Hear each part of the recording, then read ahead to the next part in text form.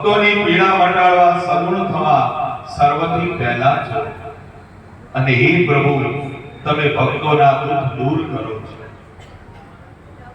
નારદજીની સ્તુતિ સાંભળી ભગવાને નારદજીને કહ્યું, નારદ તમે સૌ એટલી મનમાં રાખી રહ્યા છો, તમારા મનની અંદર શું છે?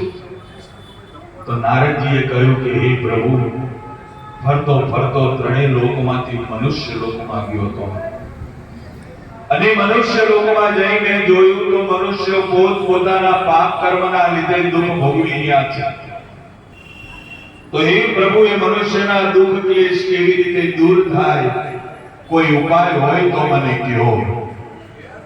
ભગવાને નારદજીને કીધું, નારદ તમે બહુ સારી વાત મને પૂછી છે કે લોકો પર કૃપા કરવી એવી તમારી ઈચ્છા છે।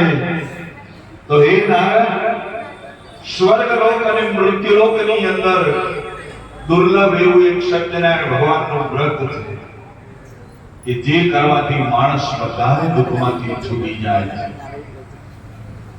નારદજીએ કહ્યું, પ્રભુ એ સત્યનારાયણ ભગવાનનું વ્રત ક્યારે કરવું, કેવી રીતે કરવું, એની બધી વિધિ મને સમજાવો।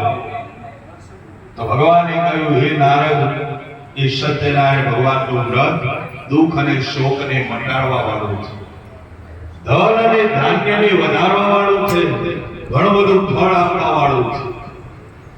ગમે તે દિવસે પૂર્ણ શ્રદ્ધાથી ઉપવાસી રહી સાંજના સમયે બ્રાહ્મણ, સગાવાલા, ઇષ્ટ મિત્ર, પાડોશીને બોલાવી સત્યનારાયણ ભગવાનની પૂજા કરવી અને પૂજાની અંદર ઘઉંનો રવો માં ચતુર્થાંશ લઈ કેળા ઘી નાખી અને ભગવાનને શીરો બનાવી અર્પણ કરવો, આવી રીતે નૈવેદ્ય ધરાવવું।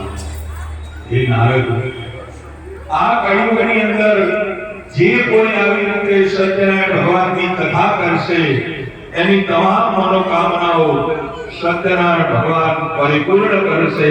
ઇતિ શ્રી સ્કંદ પુરાણે રેવા ખંડે સત્યનારાયણ વ્રત કથાયા પ્રથમ અધ્યાય સત્યનારાયણ દેવકી।